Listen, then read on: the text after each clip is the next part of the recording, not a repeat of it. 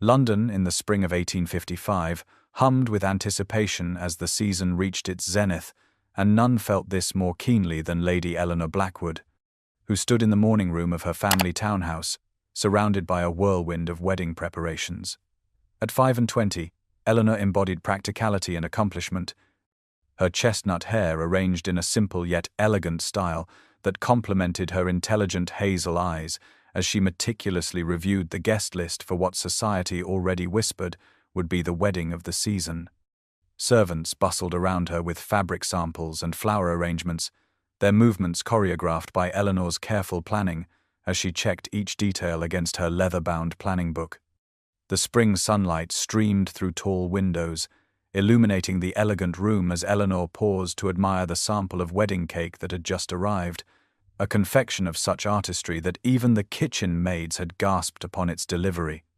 6 months ago, when her father had announced her engagement to Alexander Westbrook, the Duke of Thornfield, Eleanor had accepted with the quiet dignity expected of a daughter of the aristocracy, understanding that the match, while arranged by their families, represented everything a woman of her standing should desire. Over the course of their courtship, a genuine respect had blossomed between them, if not the passionate love described in the novels Eleanor occasionally indulged in reading. Alexander was handsome in the classical English manner, with his tall frame and golden hair, and more importantly, he was kind and intelligent, never dismissing her opinions as many gentlemen might have done. 3 weeks, Mrs. Higgins. 3 weeks until I become the Duchess of Thornfield, Eleanor remarked to her lady maid, who was carefully pressing the lace veil that had adorned 3 generations of Blackwood brides. And what a splendid duchess you will make, miss, Mrs. Higgins replied with genuine affection, adjusting the silver hairbrush on the vanity. You have thought of everything. Eleanor smiled at this, a small surge of pride warming her chest as she reviewed her meticulous plans once more. The ceremony at St. George, followed by a lavish breakfast at Blackwood House, then the wedding journey to Italy, where Alexander had promised to show her the art and architecture she had only read about in books. Everything had been arranged with precision, from the exact shade of the bridesmaids' gowns to the selection of hymns that would echo through the church. As she sealed the final invitation with the Blackwood crest pressed into crimson wax, Eleanor felt a sense of rightness settle over her. She had done everything expected of a woman of her station, secured an advantageous match with a respected nobleman, and organized what would undoubtedly be a perfect wedding.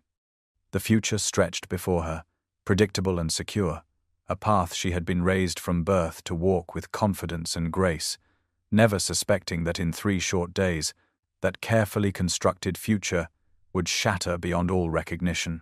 The afternoon sun cast dappled shadows through the ancient oaks of Thornfield Estate as Lady Eleanor Blackwood arrived for the final wedding preparations, her carriage wheels crunching on the immaculately kept gravel drive that wound its way to the imposing manor house that would soon become her home.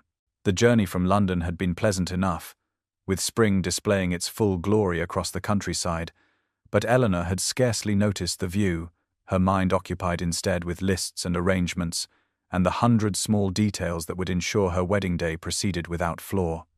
Upon learning that Alexander was taking his customary afternoon walk in the gardens, Eleanor decided to seek him out, rather than waiting for him to return, wanting to discuss the last-minute changes to the seating arrangement that had been necessitated by the unexpected arrival of his elderly aunt from Bath.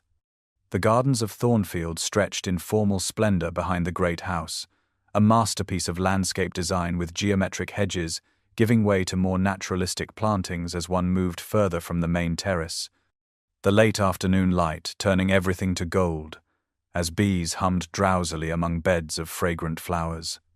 Eleanor followed the path she knew Alexander preferred, one that wound through rose arbors and past the ornamental lake where swans glided with serene dignity across the still surface. The scent of blooming wisteria hung heavy in the air as she rounded the corner of a high yew hedge, intending to surprise her fiancé with her early arrival, only to find herself frozen in place, her limbs suddenly leaden, as if she had been transformed to stone by the sight before her. There, partially concealed behind a rose trellis heavy with early blooms, stood Alexander, his tall figure unmistakable even at a distance, but he was not alone. In his arms, pressed against him with unmistakable intimacy, was a slender figure in a pale blue walking dress, her golden curls tumbling free from their pins, as Alexander bent his head to kiss her with a passion Eleanor had never witnessed in him before. Even from where she stood, Eleanor could see it was Catherine, her own sister, barely 19 and the acknowledged beauty of the family, whose laughter had always filled rooms and whose presence had always somehow made Eleanor feel plain and overlooked despite her accomplishments. "My darling Catherine, these weeks of pretending have been torture," Alexander whispered, his voice carrying clearly in the still garden air. "After the wedding, we will find a way to be together, I promise you." Eleanor could not move, could not breathe, could not even blink, as she watched her sister rise on tiptoes to press her lips once more to those of the man Eleanor was to marry in exactly 21 days. Her heart seemed to stop, then shatter, each shard cutting deeper than any physical wound ever could, as the full import of what she was witnessing crashed over her like a wave, threatening to drag her under. The perfect wedding she had planned, the future she had carefully constructed, the trust she had placed in both her sister and her fiancé, all of it lay in ruins at her feet, as surely as if a physical structure had collapsed. Eleanor took one silent step backward, then another, a strange calm descending over her even as her mind screamed in betrayal and pain, her practical nature asserting itself in the midst of catastrophe, calculating and planning, even as her emotions threatened to overwhelm her completely. The couple remained oblivious to her presence, lost in their illicit embrace, as Eleanor turned and walked with measured steps back toward the house, her face a mask of composure that gave no hint of the devastation within. The heavens themselves seemed to mirror Eleanor's inner turmoil as she fled Thornfield Estate, dark clouds gathering on the horizon, and the distant rumble of thunder providing an ominous backdrop to her hasty departure. She had returned to the house with mechanical precision, instructing her lady-maid to pack only essentials, while she penned a brief note to her parents explaining that she could not proceed with the wedding, though she offered no specifics of the betrayal she had witnessed, her natural reserve and pride preventing her from committing such painful details to paper.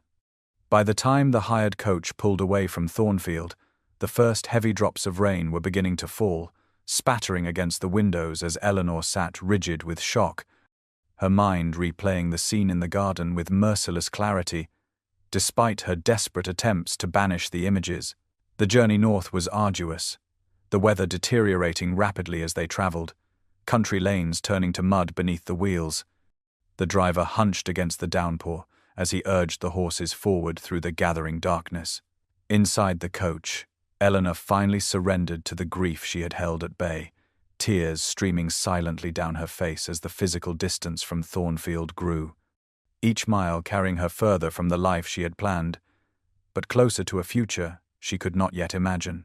Northumberland was a remote choice, but deliberate, for her maternal aunt, Lady Victoria Winters, resided there in splendid independence, a widow of substantial means, who had never remarried, and who lived largely outside the strictures of London society, managing her late husband's extensive holdings with an acumen that had doubled their value in the 15 years since his passing. It was well past midnight when the coach finally arrived at Winterhaven, Lady Victoria Country Estate nestled among the wild, windswept hills, the journey having taken nearly twice as long due to the storm that continued to rage around them. Eleanor was soaked to the skin despite her cloak as she stumbled up the steps to the imposing front door, her aunt already waiting in the entrance hall. Having been alerted by the arrival of a messenger Eleanor had dispatched from a posting inn hours earlier. "I cannot marry him, Aunt Victoria," Eleanor sobbed as the older woman enfolded her in a warm embrace, propriety forgotten in the face of such obvious distress. "Not after what I have seen. Not after what I have heard." "Shh, child," Lady Victoria soothed, guiding her sodden niece toward the blazing fire in the drawing room where hot tea and blankets awaited. "You are safe here, and tomorrow is time enough for explanations. For now, you must rest." The storm eventually subsided, both outside the thick stone walls of Winterhaven and within Eleanor herself, the violent storm of emotion giving way to a hollow numbness as she sat wrapped in blankets before the fire, finally sharing the full tale of what she had witnessed in the garden at Thornfield. Lady Victoria listened without interruption, her face growing increasingly grave, until Eleanor had exhausted her words and sat in depleted silence, staring into the dancing flames. "Sometimes, dear girl, what seems like the end is merely a painful beginning," Lady Victoria said at last, her voice gentle but firm as she took Eleanor's hand in her own. "I too once suffered a betrayal of the heart, though in different circumstances, and believed my life was finished before it had properly begun. Yet here I stand, with a life built by my own design rather than one prescribed by others' expectations." Eleanor looked up at her aunt with red-rimmed eyes, seeing for the first time not just the composed, independent woman she had always admired from a distance, but a kindred spirit who had walked through fire and emerged stronger. In that moment, as the first pale light of dawn began to filter through the windows of Winterhaven, something shifted within Eleanor, a tiny seed of resilience taking root amid the ashes of her broken dreams, too fragile yet to be called hope, but perhaps its precursor. London society thrived on scandal like desert blooms after rainfall, and news of Lady Eleanor Blackwood vanishing mere weeks before her wedding to the Duke of Thornfield spread through ballrooms and tea-rooms with intoxicating speed. At Lady Harrington afternoon gathering, delicate porcelain cups clinked with studied casualness as gloved hands lifted and lowered, while eyes above fluttering fans conveyed volumes more than the polite conversation that filled the air.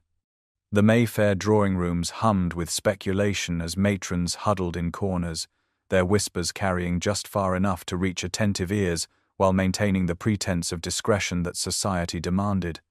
The official explanation, delivered with practiced gravity by Lord Blackwood at White Party, where Eleanor's absence was first officially noted, was that his eldest daughter had suffered a nervous collapse due to the strain of wedding preparations and had been sent to recuperate with relatives in the country. Lady Catherine Blackwood, resplendent in pale blue silk that perfectly complemented her golden curls and porcelain complexion, played the role of concerned sister with convincing skill, her blue eyes appropriately downcast when questioned about her sister's welfare. "Have you had word from Eleanor, Lady Catherine?" Lady Pembroke inquired over tea, her tone solicitous, though her eyes remained sharp with curiosity. "She has written briefly," Catherine replied with a delicate sigh, her performance flawless as she pressed a lace handkerchief to her eyes. "The physicians believe complete rest away from all excitement is essential to her recovery. Such a tragedy for your family, and of course for the Duke," Lady Pembroke continued, watching Catherine's face closely. "He bears it with remarkable fortitude," Catherine murmured, a slight flush colouring her cheeks that might have been attributed to sisterly concern by those unaware that she had met the Duke in the secluded alcove of Lord Whitmore Library merely hours before this very conversation. What those same observers also missed was the way Catherine gloved fingers twisted her handkerchief when the Duke name was mentioned, or how her gaze flickered toward the doorway each time a new visitor was announced, as if expecting or perhaps dreading his arrival.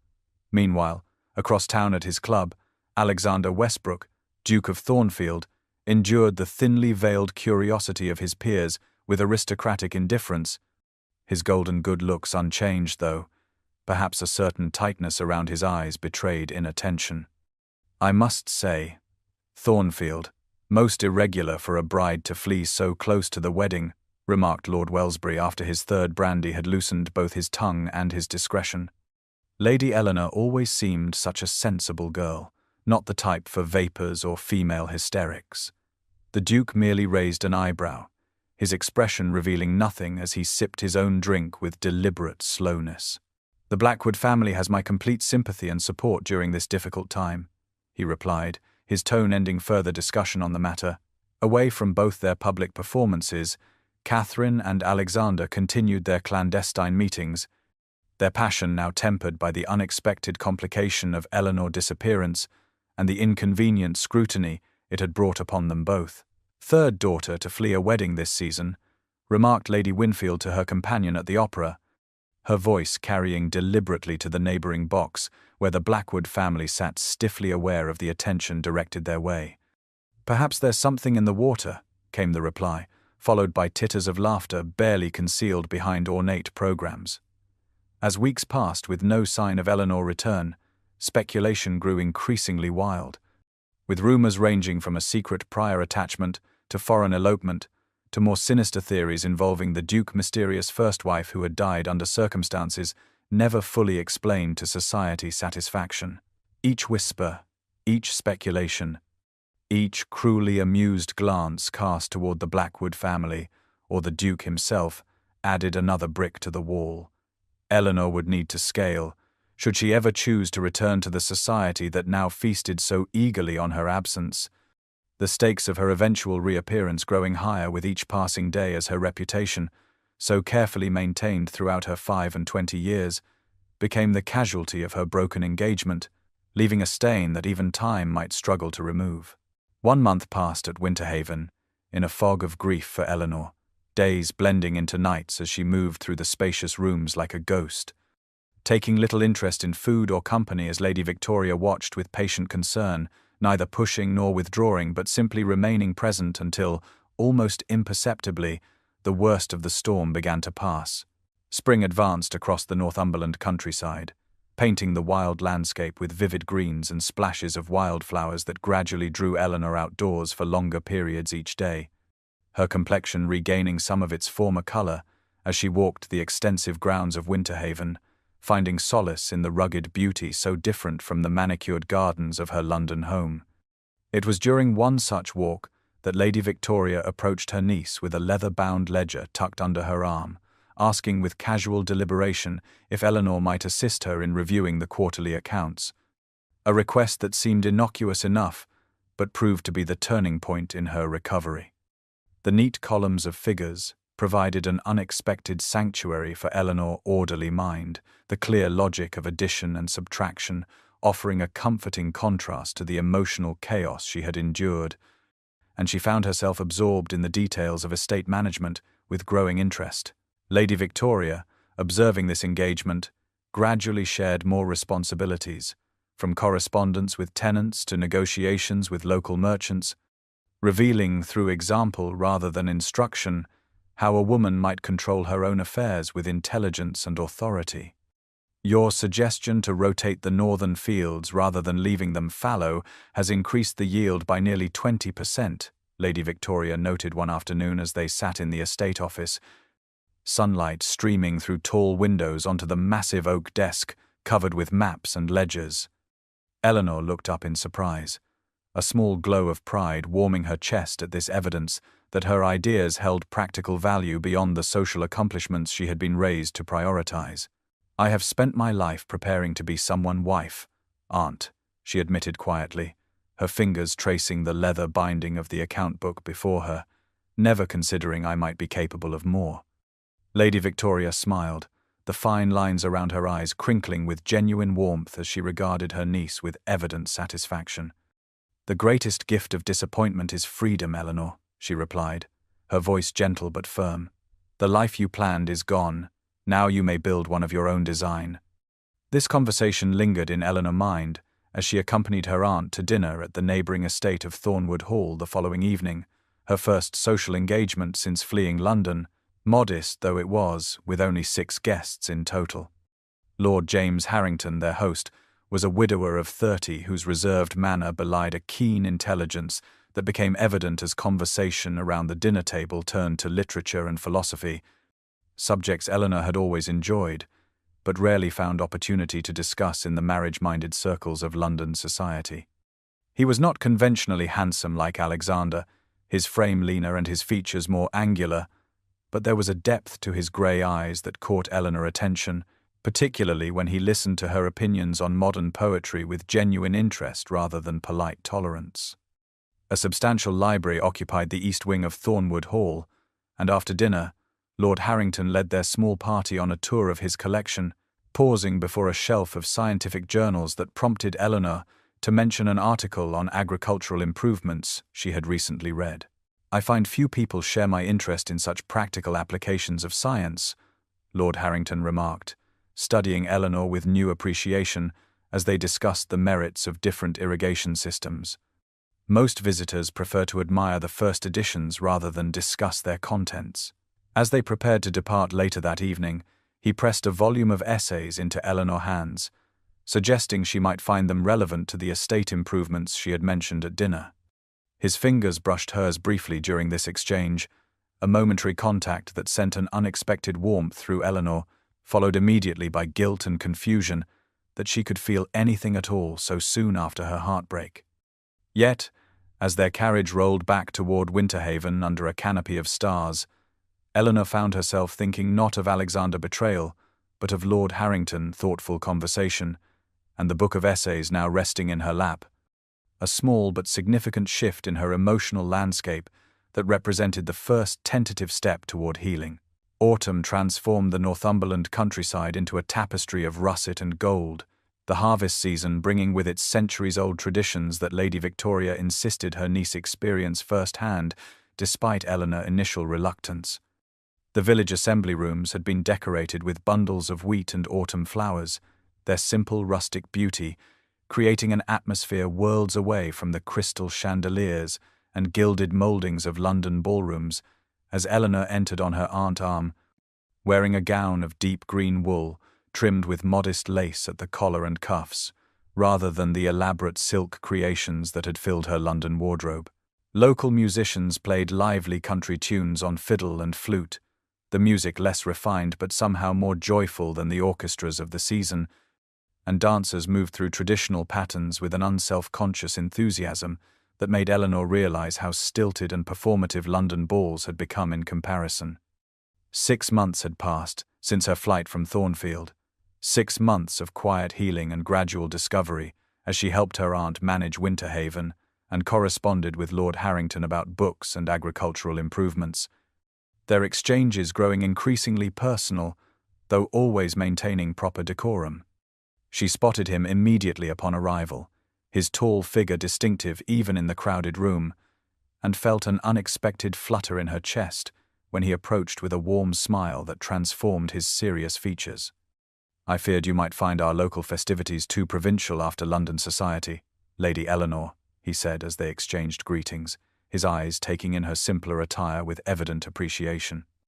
"I find them refreshingly authentic, Lord Harrington," she replied with genuine warmth, noting how the informal atmosphere seemed to have relaxed his usual reserve. Everyone participates for enjoyment rather than obligation or display. When a country dance began, he offered his hand with a slight bow, and Eleanor accepted despite her initial plan to avoid dancing altogether, finding unexpected pleasure in the lively steps and communal nature of the set that allowed brief conversations with multiple partners rather than the extended tête-à-tête of a London waltz. Between dances, they found themselves seated near a window overlooking the village green, discussing the book of essays he had lent her months earlier, their conversation flowing naturally from agricultural theory to philosophy to the nature of society itself. "Your analysis of how modern agricultural methods might address rural poverty shows remarkable insight," Lady Eleanor, Lord Harrington observed, his grey eyes intent on her face with genuine interest. "You speak as though you have thought deeply about these matters. Perhaps I needed to lose everything to discover my own mind, Lord Harrington," she replied softly, surprising herself with her candor. "Before coming to Winterhaven, my thoughts were always directed towards suitable accomplishments and suitable conversation for a suitable match, never toward questions of substance or purpose." His expression grew thoughtful as he studied her face in the warm glow of candlelight. "Then perhaps what appeared to be misfortune was actually opportunity in disguise," he suggested, his voice lowered for her ears alone.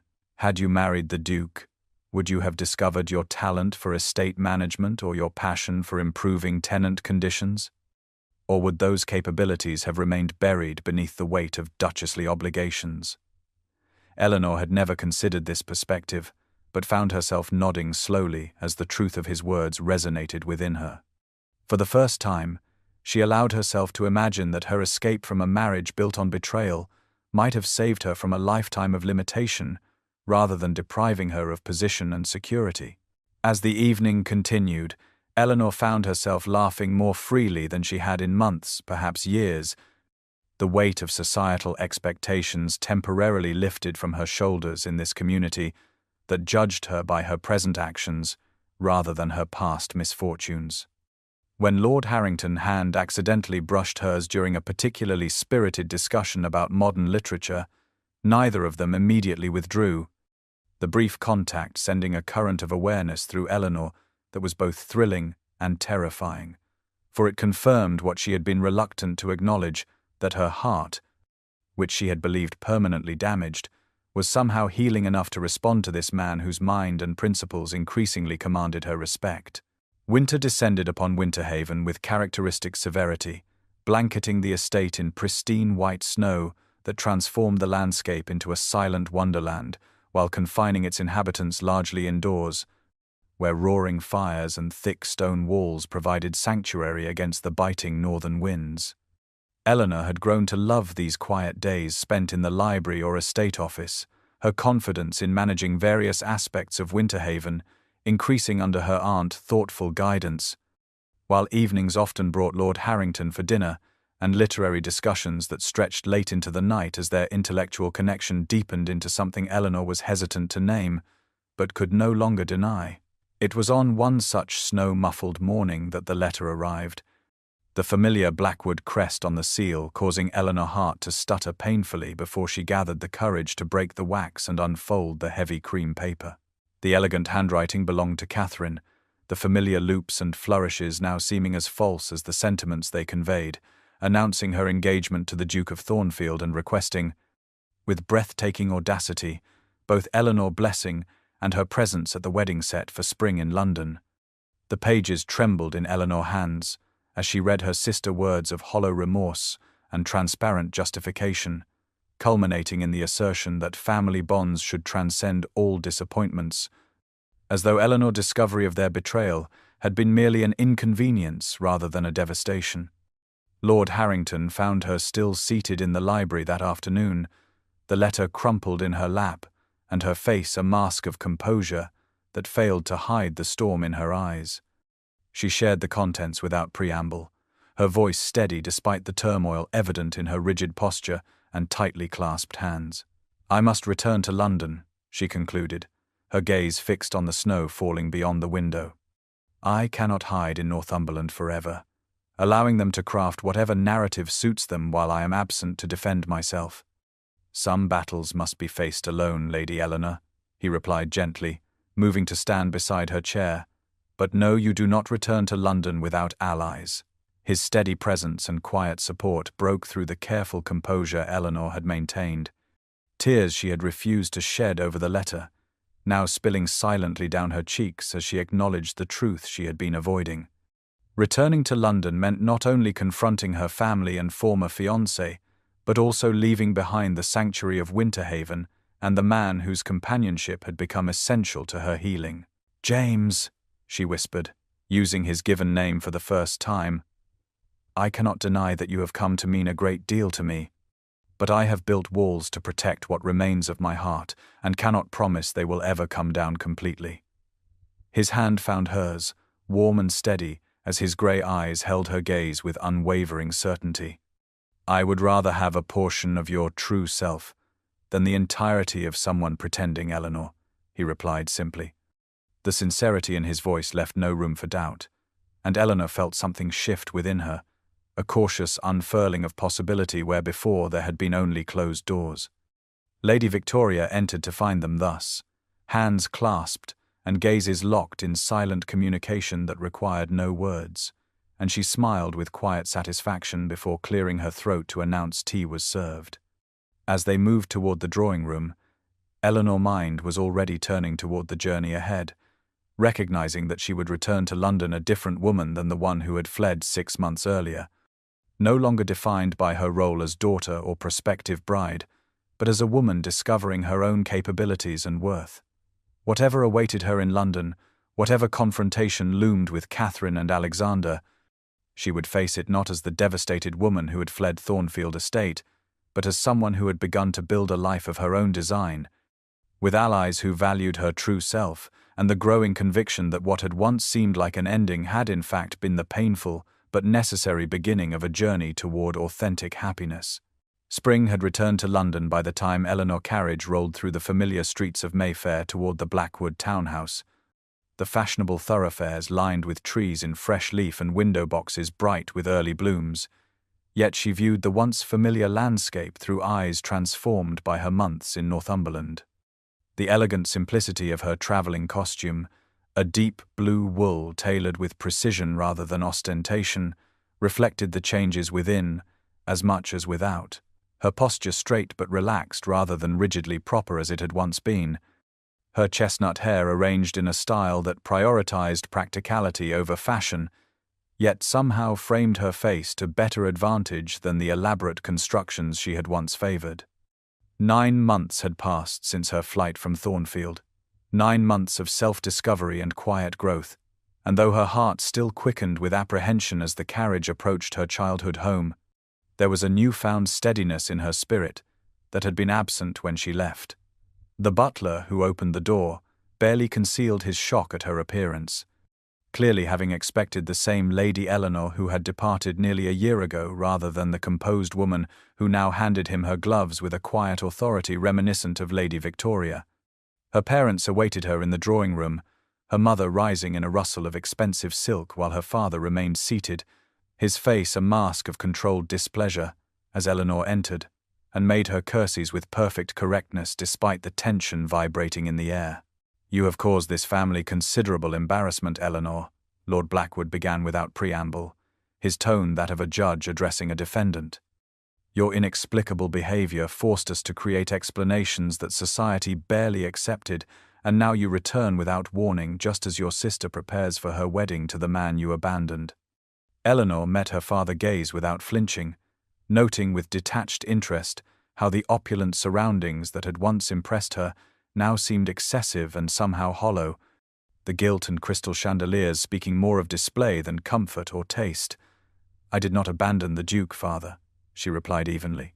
"I removed myself from a situation that had become untenable upon discovering his intimate relationship with Catherine." Lady Blackwood gasped at this directness, her hand fluttering to her throat in genuine shock, while Lord Blackwood's face darkened with anger. "Such accusations are unbecoming and unsubstantiated," he declared, his voice rising slightly. "The Duke has generously agreed to overlook your erratic behavior and has formed an attachment to your sister that is both proper and advantageous to this family." That night, Eleanor found Catherine waiting in her bedchamber, her golden beauty unchanged, though her blue eyes held a wariness that had not been present before. "I hoped you might be happy for me, Eleanor," she began, her tone modulating between contrition and defiance. "Alexander and I could not help falling in love. Surely you understand that some emotions cannot be denied." Eleanor regarded her sister with a clarity that would have been impossible 9 months earlier, seeing not just the beautiful face that had captivated Alexander, but the insecurity and selfishness beneath it. "This was never about love, Catherine," she replied quietly. "It was about winning, about taking something simply because it belonged to someone else. I hope the prize proves worth the cost." The following morning brought Alexander himself to call, his golden good looks somewhat diminished by the wariness in his expression as he faced the woman he had betrayed. "You were always so competent, so composed, Eleanor," he said after initial pleasantries had been exchanged, his tone suggesting this observation explained his behavior.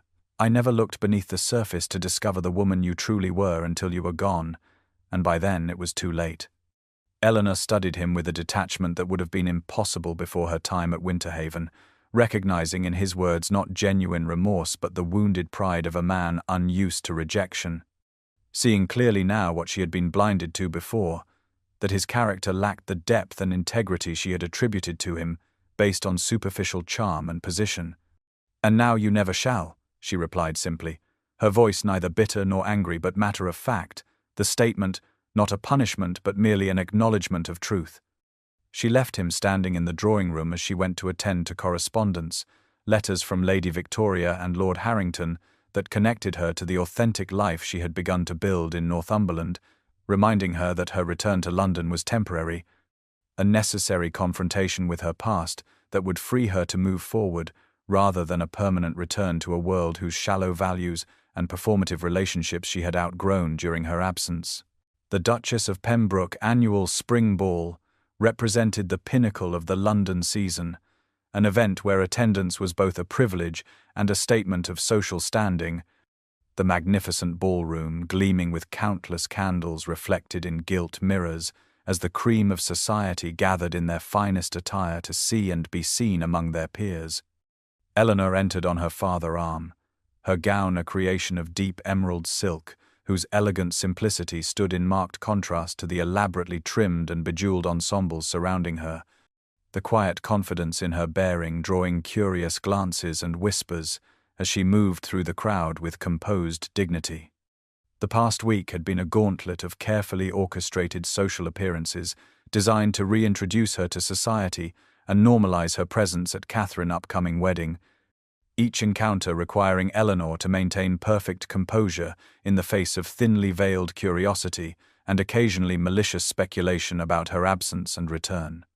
The orchestra had just begun the opening strains of the first dance when a ripple of surprise moved through the assembled guests, heads turning toward the entrance where Lord James Harrington stood surveying the room with calm assurance, despite the fact that he rarely attended London events, preferring the intellectual pursuits and quieter pleasures of country life to the artificial gaiety of the season.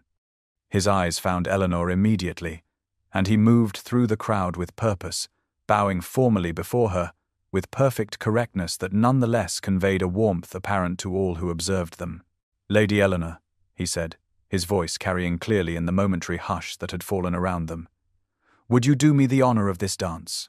The public nature of this request, made before Eleanor had danced with any other gentleman since her return, constituted a clear statement of support and regard that sent immediate ripples of speculation through the ballroom as she placed her hand in his with a genuine smile that transformed her features. From across the room, Alexander watched their progress onto the dance floor, his expression darkening as he observed the easy conversation flowing between Eleanor and Lord Harrington, the relaxed grace with which she moved in his arms, so different from the controlled propriety she had always maintained during their courtship. Catherine stood nearby, her attention noticeably divided between her fiancé and the handsome young Viscount Weatherby, whose admiring glances she encouraged with subtle flirtation despite her recent engagement, unaware that Alexander had noticed this divided attention with increasing frequency in recent weeks. As the evening progressed, Eleanor found herself surrounded by a small but growing circle of guests who seemed to respond to her newfound authenticity, the conversation flowing more naturally than it ever had during her previous seasons as she spoke with quiet authority on topics from estate management to literature, her intelligence no longer carefully concealed beneath a veneer of appropriate feminine accomplishments. "I chose wrongly," Alexander murmured as he approached her during a brief moment when she stood alone near the terrace doors, his voice low enough that only she could hear the admission. "I see that now." Eleanor regarded him calmly, noting with detached interest that his words stirred no emotional response within her beyond mild pity for the man who had only recognized value when it was irretrievably lost. "You did not choose wrongly, Alexander," she replied, her voice gentle but firm. "You simply were not worthy of the choice." Before he could respond, a commotion near the refreshment table drew their attention, where Catherine's voice had risen sharply in argument with Viscount Weatherby, her cheeks flushed with anger, rather than becoming modesty as she berated him for dancing twice with Lady Sarah, despite earlier promises made to her during private moments in the conservatory. The indiscreet outburst confirmed what Eleanor had already observed throughout the evening, that Catherine's flirtations extended well beyond propriety despite her engagement, her need for admiration and conquest unchanged by her apparent victory in securing the Duke. Lord Harrington appeared at Eleanor's side as Alexander moved swiftly to contain the unfolding scene, his presence a steady comfort as they observed the whispers spreading through the ballroom like ripples in a pond. "Some treasures are recognized only by those who value substance over appearance, Lady Eleanor," he said quietly, his grey eyes holding hers with an intensity that conveyed far more than his measured words. "With your permission, I should like to call upon you tomorrow to discuss certain matters of importance regarding our mutual futures." The declaration, made with characteristic directness yet perfect propriety, brought a warmth to Eleanor's cheeks and a lightness to her heart that had been absent for so long she had almost forgotten its possibility. As the ball continued around them, Eleanor felt the final pieces of her past falling away, replaced by the prospect of a future built on genuine connection and mutual respect rather than social expectation, with a man who valued her mind and spirit rather than merely her pedigree or accomplishments. The public vindication of her choices completed, not through dramatic confrontation, but through the simple evidence of authentic happiness that no amount of gossip or disapproval could diminish.